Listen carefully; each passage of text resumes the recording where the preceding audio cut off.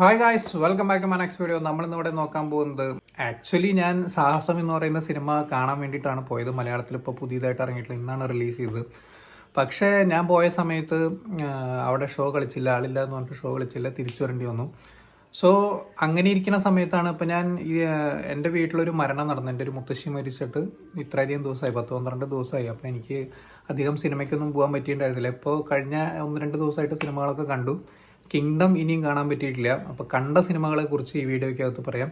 സാഹസം ഇനി എപ്പോഴാണോ കാണാൻ പറ്റുന്നത് അപ്പോൾ ഞാൻ കണ്ടതിനെ കുറിച്ച് പറയുന്നതായിരിക്കും. 3 സിനിമകളാണ് കണ്ടിട്ടുള്ളത്. ആദ്യം മഹാവതാർ നരസിംഹ എന്ന് പറയുന്ന സിനിമ ഞാൻ ആക്ച്വലി കണ്ടത് എറണാകുളം സെൻട്രൽ സ്ക്വയർ മാളിലെ VIP സ്ക്രീനിനകത്ത് ഇരുന്നിട്ടാണ് ഞാൻ ഈ ഒരു പടം കാണുന്നത്.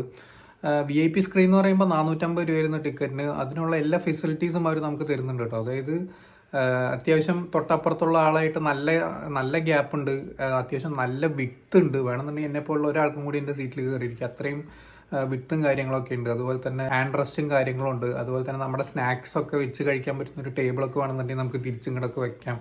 പിന്നെ അതുപോലെ തന്നെ കയ്യും കാലൊക്കെ നീട്ടി സുഖമായിട്ടിരിക്കാൻ പറ്റുന്ന, കിടന്ന് കാണാൻ പറ്റുന്ന എല്ലാ ഫെസിലിറ്റീസും ഉള്ളൊരു സെറ്റപ്പ് ആയിട്ടുള്ളൊരു സീറ്റ് തന്നെയാണ് VIP റൂമിനകത്ത് നമുക്ക് കിട്ടുക. സോ അത്തരത്തിൽ അത്യാവശ്യം നല്ല നല്ല സെറ്റപ്പായിട്ട് തന്നെയാണ് ഞാനിരുന്ന് കണ്ടത്. അത്യാവശ്യം ഒരുപാട് ഞാൻ പടം ഇറങ്ങിക്കഴിഞ്ഞാൽ ആക്ച്വലി ഏകദേശം ഒരാഴ്ചയ്ക്ക് ശേഷമൊക്കെയാണ് ആ ഒരു സിനിമ കാണുന്നത്. 1-1.5 ആഴ്ചയ്ക്ക് ശേഷമാണ് കാണുന്നത്.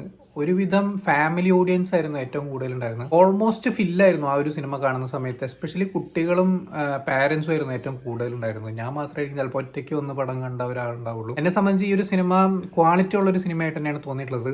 പ്രത്യേകിച്ച് അനിമേഷൻ വർക്ക് ഇന്ത്യൻ സിനിമയെ സംബന്ധിച്ചിടത്തോളം എടുത്ത് കാണിക്കാൻ പറ്റുന്ന രീതിക്കുള്ള ഒരു നല്ലൊരു അനിമേഷൻ വർക്കായിട്ടാണ് എനിക്ക് തോന്നിയിട്ടുള്ളത്. കുറച്ച് ഫ്ലോസൊക്കെ അവിടെ ഇവിടെ ഉണ്ടെങ്കിൽ പോലും അത്യാവശ്യം അവരുടെ ബഡ്ജറ്റിൽ നിന്നുകൊണ്ട് മാക്സിമം ഒരു ഔട്ട്പുട്ട് നൽകാൻ അവരെ കൊണ്ട് സാധിച്ചിട്ടുണ്ട്. എസ്പെഷ്യലി നമുക്കറിയാം ഹോംബാലെ ഫിലിംസ് എന്ന് പറയുന്ന അത്യാവശ്യം ക്വാളിറ്റി ഉള്ള പ്രൊഡക്ഷൻ ടീമാണ്. സോ അവരുടെ ഭാഗത്തുനിന്ന് അത് വൃത്തിയായിട്ട് ചെയ്തു വെച്ചിട്ടുണ്ട്. ഇനി കഥയിലേക്ക് വരുന്ന സമയത്താണെങ്കിൽ ഹിന്ദു മിത്തോളജി ഫോളോ ചെയ്യുന്ന ഓൾമോസ്റ്റ് എല്ലാവർക്കും അറിയാവുന്ന കഥയാണ്. നരസിംഹാവതാരം എന്തിനു വേണ്ടിയിട്ട് വരുന്നതാണെന്നൊക്കെ അറിയാവുന്നതാണ്. ഹിരണ്യകശിപുവും ഹിരണ്യാക്ഷനും തമ്മിലുള്ള ബന്ധങ്ങൾ, അതുപോലെ തന്നെ പ്രഹ്ലാദനോടുള്ള ഭഗവാന്റെ സ്നേഹം എന്താണെന്നുള്ളതൊക്കെ കാണിക്കുന്ന തരത്തിലുള്ള ഒരു ടൈപ്പ് കഥയാണ്. നല്ല രസമാണ് ഒരു കഥയൊക്കെ കേൾക്കാനായിട്ട്. പക്ഷെ ഒരു ബോണസ് പോയിന്റ് പോലെ ഇതിലൊരു വരാഹമൂർത്തിയുടെ നരസിംഹാവതാരത്തിന് മുമ്പ് വരാഹമൂർത്തിയുടെ അവതാരമുണ്ട്. ആ ഒരു പോർഷനും കൂടി ഈ ഒരു സിനിമയ്ക്കകത്ത് കിട്ടിയെന്നുള്ളതാണ്. ഞാൻ ആക്ച്വലി നരസിംഹാവതാരം മാത്രം എക്സ്പെക്ട് ചെയ്തുകൊണ്ട് പോയി കണ്ടിട്ടുള്ളൊരു സിനിമയാണ്. പക്ഷേ ബോണസ് പോയിന്റ് ആയിട്ട് അതും കൂടി കിട്ടി. കിഡിലൻ CGI വർക്കുകളും VFXും കാര്യങ്ങളൊക്കെ ആയിരുന്നു. ആ ഭൂമി ദേവിയെ ആ കൊമ്പിൽ കോർത്തുകൊണ്ട് ഇങ്ങോട്ട് പൊങ്ങി വരുന്ന സീനും കാര്യങ്ങളൊക്കെ, അതുപോലെ തന്നെ ഭൂമി ദേവിയെ കാണിച്ചിരിക്കുന്നത് ഭംഗിയായിട്ടാണെന്നൊക്കെ നല്ല രസമായിരുന്നു. എന്നെ സംബന്ധിച്ച് വളരെ ബ്യൂട്ടിഫുൾ ആയിട്ട് നല്ലൊരു ആംബിയൻസിൽ നിന്ന് കണ്ടിട്ടുള്ളൊരു സിനിമയായിരുന്നു. എന്തായാലും കാണാൻ പറ്റുന്നുണ്ടെങ്കിൽ എല്ലാവരും തിയേറ്ററിൽ പോയി കാണാൻ ശ്രമിക്കുക. പക്ഷെ ഓൾമോസ്റ്റ് ഒരുപാട് തിയേറ്ററിൽ ഈ ഒരു സിനിമ കളിക്കുന്നില്ല. അത് ഭയങ്കര സങ്കടം തോന്നി. കാരണം വലിയൊരു മലയാളം സിനിമകളും ഇല്ല. എനിക്ക് തോന്നുന്നു അപ്പുറത്ത് കിങ്ഡം സുമതിവളം ഒക്കെ കളിക്കുന്നത് കൊണ്ടായിരിക്കണം. മേ ബി മൾട്ടിപ്ലക്സുകളിൽ മാത്രമൊക്കെ ആയിരിക്കും ചിലപ്പോൾ ഈ ഒരു സിനിമ കളിക്കുന്നുണ്ടാവുള്ളൂ. കാണാൻ പറ്റുന്നുണ്ടെങ്കിൽ തിയേറ്ററിൽ പോയിട്ട് എൻജോയ് ചെയ്യാൻ ശ്രമിക്കുക. 3D കാണണമെന്നില്ല, 2D കണ്ടാലും വലിയ കുഴപ്പമൊന്നുമില്ല. കാരണം എന്താണെന്ന് വെച്ച് കഴിഞ്ഞാൽ ഞാൻ കണ്ണട അഴിച്ചു നോക്കിയ സമയത്തും ഏകദേശമൊക്കെ അതേപോലെയൊക്കെ തന്നെയായിരുന്നു വിഷ്വൽ കാര്യങ്ങളൊക്കെ ഉണ്ടായിരുന്നത്. 2D കണ്ടു കഴിഞ്ഞാലും കുഴപ്പമില്ലാത്തതാണെന്നാണ് എനിക്ക് പേഴ്സണലി തോന്നിയിട്ടുള്ളത്. നിങ്ങൾ കണ്ടു നോക്കുക. ഇനി അഥവാ നിങ്ങൾക്ക് തിയേറ്ററിൽ നിന്ന് മിസ്സായിട്ടുണ്ടെങ്കിൽ OTTയിൽ വരുന്ന സമയത്ത് തീർച്ചയായിട്ടും കണ്ടു നോക്കുക. ബാക്ക്ഗ്രൗണ്ട് സ്കോറൊക്കെ പടച്ച് വെച്ചിരിക്കുകയാണ്. SamCS ഒരു ലൗഡഡ് ആയിട്ടുള്ള ഒരു സാധനം തന്നെ ചെയ്തു വെച്ചിട്ടുണ്ട്. നിങ്ങൾ ട്രെയിലറിൽ കേട്ടിട്ടുണ്ടാവും. ആ ഒരു സാധനത്തിന്റെ ഒരു എക്സ്റ്റൻഡഡ് വേർഷനാണ് ഫുള്ള് പടത്തിൽ കൊടുത്തിരിക്കുന്നതൊക്കെ. എസ്പെഷ്യലി നരസിംഹാവതാരമൊക്കെ വരുന്ന സമയത്ത് എൻ്റെ മോനെ മാസ് ഐറ്റം എന്നൊക്കെ പറഞ്ഞു കഴിഞ്ഞാൽ ഒരു രക്ഷയില്ല. തീർച്ചയായിട്ടും കാണാത്തവരുണ്ടെങ്കിൽ എന്തായാലും കാണാൻ ശ്രമിക്കാം. അടുത്തൊരു സിനിമ എന്ന് പറയുന്നത് സുമതി വളവാണ്. ഈ ഒരു സുമതി വളവ് എന്ന് പറയുന്നത് ഞാൻ മഹാവതാരം നരസിംഹ കഴിഞ്ഞ തൊട്ടടുത്ത ഷോ തന്നെ നേരെ വിട്ടു ലുലുവിലേക്ക്, കൊച്ചി ലുലുവിൻ്റെ ഉള്ളിലേക്ക് പോയി. 10:35 രാത്രി 10:35 എൻ്റെ ഒരു കൂട്ടുകാരൻ്റെ ഒപ്പം, വൈഷ്ണവിൻ്റെ ഒപ്പമാണ് ഞാൻ ആ ഒരു സിനിമ കാണാൻ പോയത്. അതൊരു ഒരുപാട് നല്ല മെമ്മറീസ് ഉള്ള അത്യാവശ്യം നല്ലൊരു എക്സ്പീരിയൻസ് തന്നെയായിരുന്നു. കാരണം ഞാനും അവനും തമ്മിൽ ഒരുമിച്ച് സിനിമയ്ക്ക് ഒരുപാട് കാലത്തിന് ശേഷമാണ് പോയിരിക്കുന്നത്. ഞങ്ങൾ +1 +2 പഠിക്കുമ്പോഴാണ് ഒരുമിച്ച് ഒരു സിനിമയ്ക്ക് പോയിട്ടുള്ളത്. സോ അത് എന്നെ സംബന്ധിച്ച് വല്ലാത്തൊരു ഒരു മെമ്മറബിൾ മൊമെന്റ് തന്നെയായിരുന്നു എന്ന് പറയാം. കാരണം രാത്രി 10:35 അവൻ അവിടെയാണ് ജോലി ചെയ്യുന്നത്, കാക്കനാടാണ് അവൻ ജോലി ചെയ്യുന്നതൊക്കെ. അപ്പോൾ അവനെ കാണാൻ വേണ്ടിയിട്ട് പോയതാണ്. സോ അങ്ങനെ ലുലുവിലേക്ക് കയറി അവിടെ നിന്നൊക്കെ ഒരു പടം കണ്ട് ചായയൊക്കെ കുടിച്ച് പിരിയാന്നൊക്കെ പറയുന്നത്, അതും രാത്രി സമയത്ത് പിരിയാന്നൊക്കെ പറയുന്നത് ഒരു പ്രത്യേകിച്ച് ബോയ്സിനെ സംബന്ധിച്ച് അതൊരു പ്രത്യേക ഒരു വൈബാണ്. സോ സിനിമയിലേക്ക് കിടക്കുന്ന സമയത്ത് സിനിമ സ്റ്റാർട്ട് ചെയ്യുന്ന സമയം മുതൽ തന്നെ ഫസ്റ്റ് ഹാഫിൽ തന്നെ അത്യാവശ്യം നല്ലൊരു ഗ്രിപ്പുള്ള കുറച്ച് ഹൊറർ എലമെന്റ്സും കാര്യങ്ങളൊക്കെ ഉണ്ട്. എനിക്ക് വല്ലാതെ ഇഷ്ടമായി. 5-6 സീക്വൻസിനകത്ത് ഇവർ ആ ഒരു ഗ്രിപ്പ് പിടിച്ച് അങ്ങോട്ട് പോയിട്ടുണ്ട്. എസ്പെഷ്യലി ഇന്റർവെൽ സീനൊക്കെ കത്തിച്ച് വിട്ടിരിക്കുക എന്ന് തന്നെ വേണമെങ്കിൽ പറയാം. അത്യാവശ്യം നല്ല രീതിയിൽ എൻജോയ് ചെയ്ത ഒരു ഫസ്റ്റ് ഹാഫും. സെക്കൻഡ് ഹാഫിലേക്ക് വരുന്ന സമയത്ത് അവർ ജേണറേ മാറി ഒരു ലവ് ട്രാക്കിലേക്കൊക്കെ പോയി. പിന്നെ ക്ലൈമാക്സിൽ ഒരു പേരിനൊരു സുമതി എന്ന് പറഞ്ഞിട്ടൊരു പരിപാടിയൊക്കെ കൊണ്ടുവന്ന് എന്താ പറയുക, പ്രെഡിക്റ്റബിൾ ആയിട്ടൊരു സാധനമായിരുന്നു. പക്ഷേ മോനെ ഫസ്റ്റ് ഹാഫ് നിങ്ങൾ തിയേറ്ററിൽ തന്നെ കാണണം. കാരണം ഒരുപാട് നല്ല സാധനങ്ങളുള്ളൊരു സംഭവമായിട്ടാണ് തോന്നിയത്. കാരണം സാധാരണ നോർമലി നമ്മളിട്ട് വെറുപ്പിക്കുന്ന രീതിക്കുള്ളൊരു ഹൊറർ സാധനങ്ങളൊന്നുമല്ല. നമുക്കത് നമ്മളെന്തോ ഒരു സാധനം ആ ഒരു പടത്തിലേക്ക് വലിപ്പിക്കും. അതെന്താണെന്ന് എനിക്കും പറയാൻ അറിയണില്ല. അത് അങ്ങനത്തെ ഒരു എന്താ പറയുക, മേക്കിംഗ് ക്വാളിറ്റി ആണോ, ബാക്ക്ഗ്രൗണ്ട് സ്കോറൊക്കെ എൻ്റെ പൊന്നെ ഒരു രക്ഷയില്ല. ഒരു പ്രാകൃതമായിട്ടുള്ള അല്ലെങ്കിൽ എന്താ പറയുക, ഒരു പഴയ കാല ബാക്ക്ഗ്രൗണ്ട് സ്കോറുകളുടെ ഒക്കെ ഒരു നമ്മളുടെ കേരളത്തിൻ്റെതായിട്ടുള്ള ഇൻസ്ട്രുമെൻസും കാര്യങ്ങളൊക്കെ വെച്ചിട്ടൊക്കെ ചെയ്തിട്ടുള്ള പോലെ എനിക്ക് ഫീൽ ചെയ്തു. നമുക്ക് വിൻറ്റേജ് ഭയങ്കരമായിട്ട് ഫീൽ ചെയ്യും. പ്രത്യേകിച്ച് ആകാശങ്ങൊക്കെ ഉണ്ടായിരുന്ന സമയമുണ്ടല്ലോ, ആ ഒരു സമയത്ത് കുറേ സാധനങ്ങളൊക്കെ എനിക്ക് ഫീൽ ചെയ്തു. ഇൻ്റർവൽ പോർഷനകത്ത് തന്നെ അങ്ങനത്തെ ഒരു സാധനമൊക്കെ ഉണ്ട്. എനിക്ക് പറഞ്ഞു കഴിഞ്ഞാൽ സ്പോയിലർ ആവും, അതുകൊണ്ട് പറയുന്നില്ല. തിയേറ്ററിൽ തന്നെ എക്സ്പീരിയൻസ് ചെയ്യേണ്ട ഒരു സിനിമയായിട്ടാണ് സുമതിയോളം എനിക്ക് തോന്നുന്നത്. OTT-യിൽ ഇറങ്ങുന്ന സമയത്ത് നിങ്ങൾക്ക് ഇത് ഇത്രയ്ക്കധികം ഇഷ്ടപ്പെടുമെന്ന് എനിക്കറിയില്ല.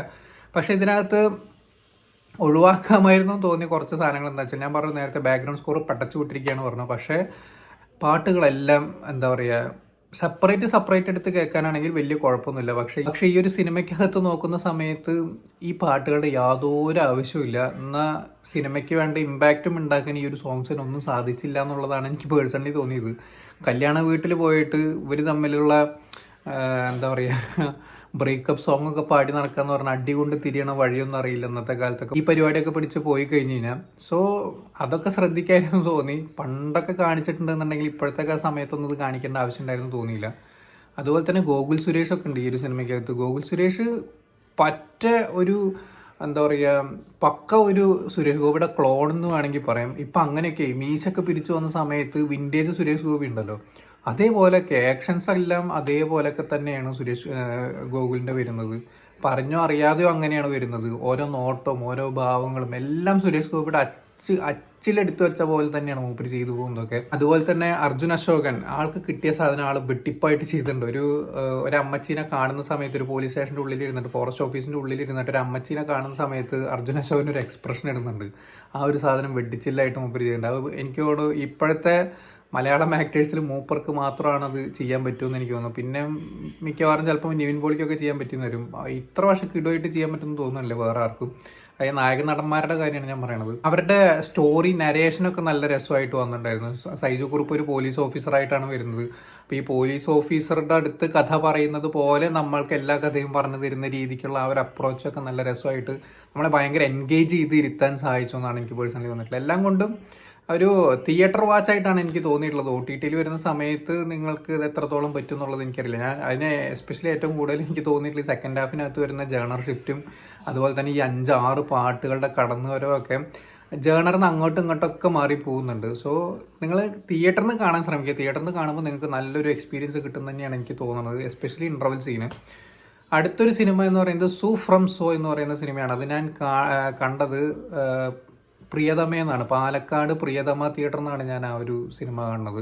സൂ ഫ്രം സോ യാതൊരു പ്രതീക്ഷയില്ലാണ്ട്, എനിക്ക് ആ ഒരു സിനിമ റിലീസായിരുന്നോ എന്താണെന്നൊന്നും അറിയാണ്ട് ഞാൻ പോയി കണ്ട, ട്രെയിലർ പോലും ഞാൻ കണ്ടിട്ടില്ല. എല്ലാവരും സൂ ഫ്രം സോ ഇറങ്ങി അത് രാജ്ബി ഷെട്ടി അത് പറഞ്ഞു എന്നൊക്കെ പറഞ്ഞു. പക്ഷേ എനിക്ക് കന്നഡപ്പടാണെന്ന് പോലും അറിഞ്ഞിട്ടുണ്ടായിരുന്നില്ല. ഞാൻ ആക്ച്വലി ഒരു മലയാളം സിനിമ ഇവിടെ ഇറങ്ങിയിട്ട് കന്നഡയിലും പോയി ഇറങ്ങിയിട്ട് അത് ഭയങ്കര സംഭവമായി എന്നൊക്കെ വിചാരിച്ച് രാജ്ബി ഷെട്ടി അങ്ങനെ പറഞ്ഞു എന്നൊക്കെ പറഞ്ഞിട്ട് ഞാൻ പോയി കണ്ടാണ് സൂ ഫ്രം സോ. ഞാൻ നോക്കുമ്പോൾ ഇത് മലയാളമൊന്നും അല്ലല്ലോ ഇവർ സംസാരിക്കണത്. മീൻസ് നമുക്ക് ലിപ്സിങ് കാണുമ്പോൾ മനസ്സിലാവില്ല, ഇതൊരു ഡബ്ബ് സിനിമയാണെന്ന് നമുക്ക് മനസ്സിലാവും.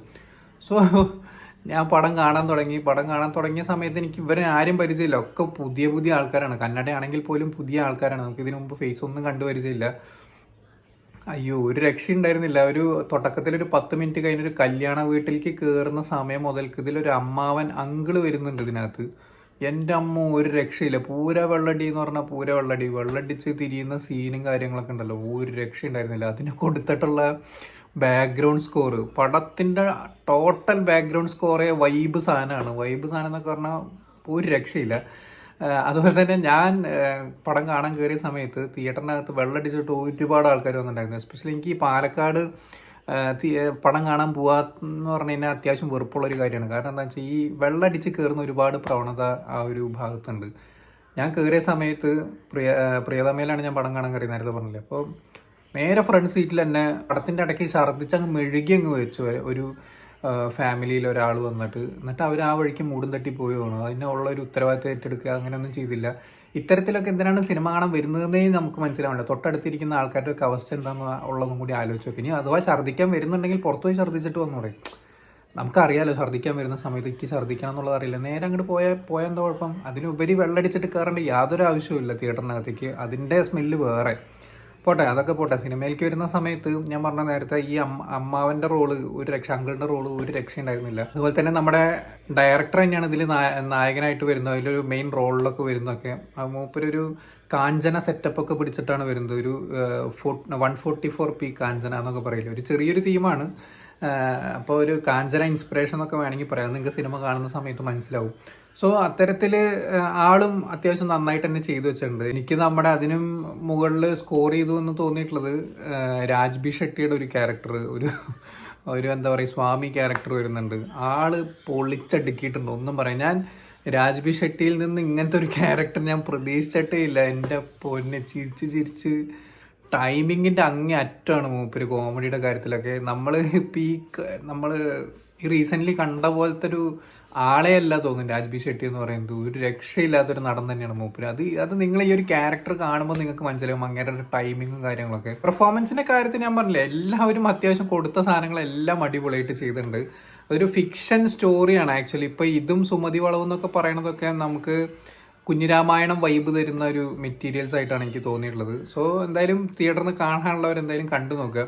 എല്ലാവർക്കും പറ്റിക്കോണമെന്നൊന്നുമില്ല. ഇങ്ങനത്തെ ഒരു ചെറിയൊരു തീം ഇത്ര നല്ല രസമായിട്ട് കുറച്ചിരുന്ന് ചിരിക്കണം എന്നുള്ള രീതിക്കൊക്കെ കാണുന്നവരാണെങ്കിൽ നിങ്ങൾക്ക് തീർച്ചയായിട്ടും ഇഷ്ടപ്പെടുന്നതാണ് എനിക്ക് തോന്നുന്നത്. സൂഫ്രം സോയൊക്കെ കുഴപ്പമില്ല, തരക്കേടില്ലാത്തൊരു സ്റ്റോറി ലൈനും കാര്യങ്ങളൊക്കെ ഉണ്ട്. അങ്ങനെ കണ്ടിരിക്കാവുന്ന ഈ 3 സിനിമയും ഒരു തിയേറ്റർ മെറ്റീരിയൽ ആയിട്ടാണ് എനിക്ക് തോന്നിയിട്ടുള്ളത്. കാണാൻ പറ്റുന്നുള്ളൊരു കാണാൻ. ഇനിയിപ്പോൾ 14 തീയതിക്ക് ആകുമ്പോഴത്തേക്കും കൂലി, വാർ 2 ഒക്കെ ഇറങ്ങി സകല പടങ്ങളും ഔട്ടാവുന്നതാണ്. സോ എന്തായാലും കാണേണ്ടവർ തീർച്ചയായിട്ടും അടുത്ത് തന്നെ പോയി കാണാൻ ശ്രമിക്കുക. ഇനി അടുത്ത സാഹസം എന്ന് പറയുന്ന സിനിമ കാണാൻ പറ്റുമോ എന്നുള്ളത് നോക്കണം. ഞാൻ നേരത്തെ പറഞ്ഞ പോലെ കാണുന്ന സമയത്ത് ഞാൻ എന്തായാലും അതിനെക്കുറിച്ചുള്ള എൻ്റെ അഭിപ്രായം പറയുന്നതായിരിക്കും. സോ വീഡിയോ ഇഷ്ടപ്പെട്ടെന്നായിരുന്നു. ഇഷ്ടപ്പെട്ട ലൈക്ക്, ഷെയർ, കമൻറ്റ് ചെയ്യുക, ചാനൽ സബ്സ്ക്രൈബ് ചെയ്യുന്നതിന് മറക്കാതിരിക്കാം. See you in the next video guys.